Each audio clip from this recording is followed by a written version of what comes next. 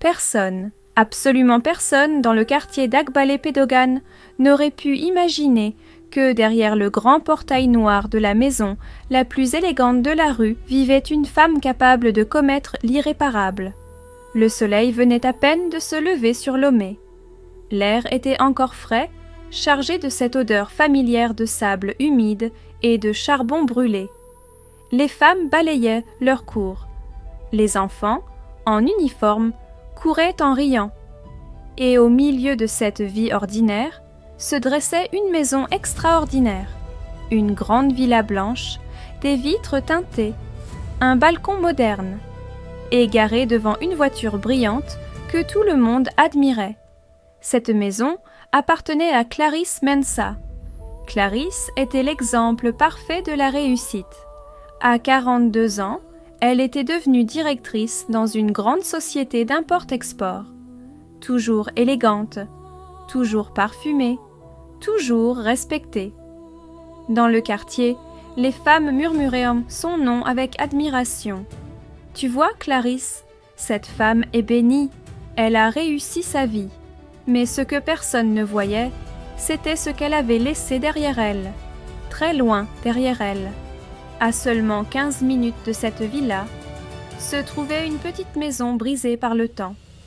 Un toit rouillé, des murs fissurés, une porte en bois qui ne fermait plus correctement. C'est là que vivait maman Edith, sa mère, la femme qui lui avait donné la vie. Chaque matin, maman Edith s'asseyait devant sa maison, sur un vieux tabouret fatigué, regardant les gens passer sans jamais s'arrêter.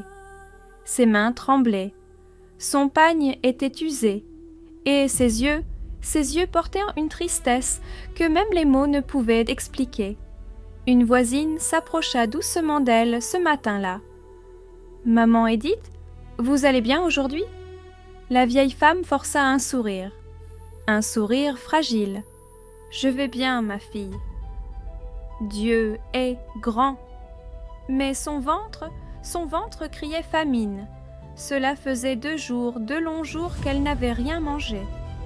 Pas parce qu'elle n'avait pas travaillé, pas parce qu'elle ne voulait pas, mais parce qu'elle n'avait plus la force. Ses yeux se levèrent lentement vers la route, vers la direction de la villa de sa fille, Clarisse, son unique enfant, son espoir, son sang. Un souvenir traversa son esprit. Clarisse, petite fille courant pieds nus dans le sable, criant « Maman, maman, regarde-moi !» À cette époque, elles étaient moins pauvres, mais elles étaient ensemble, et cela suffisait. Maman Edith avait tout sacrifié, ses rêves, sa jeunesse, sa santé, pour que sa fille ne manque jamais de rien. Elle avait lavé les habits des autres, vendu des tomates sous le soleil brûlant, supporté la faim, supporté la honte, supporté la douleur. Et aujourd'hui, elle avait faim. Encore. Ses yeux se remplirent de larmes.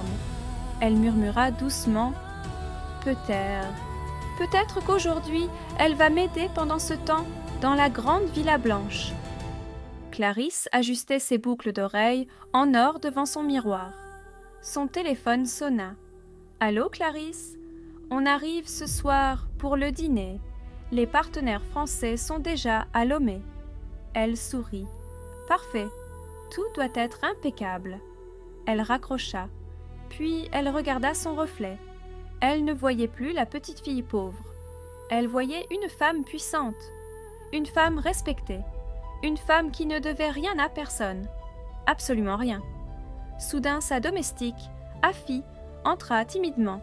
« Madame, oui, j'ai vu votre maman hier. » Le visage de Clarisse changea immédiatement.